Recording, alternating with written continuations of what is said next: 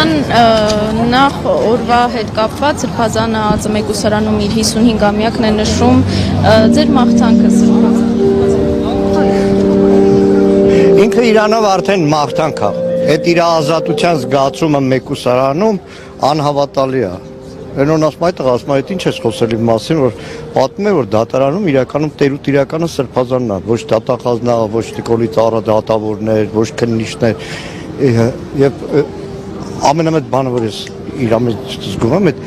ազատության, անսահման ազատությունը, որ ինքը զգում է։ Եվ չընկրկելը, չընկճվելը,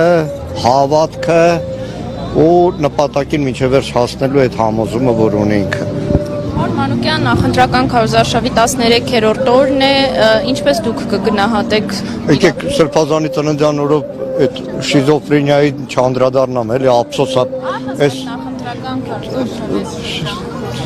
զզվելի, ուղղակի զզվելի իշխանությունը որտեղ բովանդակային հարցեր չի կարող դնել։ Դրա համար է շիզոֆրենիայի հասկանում է, որ նաև հողը ոտքի տակից գնում է եւ այդ հիստերիկան որ կա դրա արտահայտությունն է եւ իրականում գիտակցաբար են անում որտեղ մեր երկրի առաջ այսօր այնքան մեծ խնդիրներ կան այդ հիստերիկայով փորձում է քողարկել պայմանական ասեմ մեր երկրի տնտեսության մեր բոլոր հայրենակիցների համար ճակատագրական հարց մայիսի 28-29-ին ԵԱՏՄ-ի գագաթաժողովում Հայաստանին առնչվող հարց բավոր քննարկեն գյուղացուց սկսած տնտեսվարողներից վերջացրած մեծագույն խնդրի առաջ են կանգնելու այս սրանց քաղաքականության հետևանքը։ Պարոն Մանուկյան, գնալու եք տեսակցության Սրբազանին։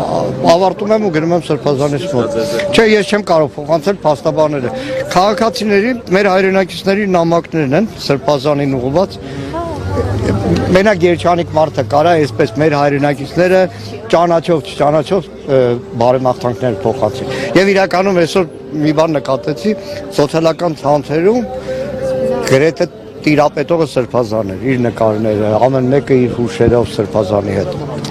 Պարոն Մանուկյան, եւս մեկ հարցը, կարելի է ենթադրել, որ եկեղեցու դեմ արշավը սկսվեց այն վայրկյանից, երբ Բագրատ Սրբազանին Նիկոլ Փաշինյանի իշխանությունը կալանավորեց։ Եկեղեցու դեմ արշավը սկսվել է 2018 թվականի մայիսի 8-ին,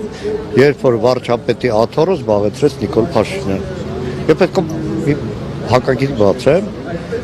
Օգոստոս ամիսն էր 18 թվականների թերթերի խմբագիրներ, հեռուստատեսության լուրերի տնօրենների մի խմբով վեհապար հետ հանդիպան են։ Ու ես լավ եմ հիշում, որ վեհապարին մենք ասում ենք վեհապար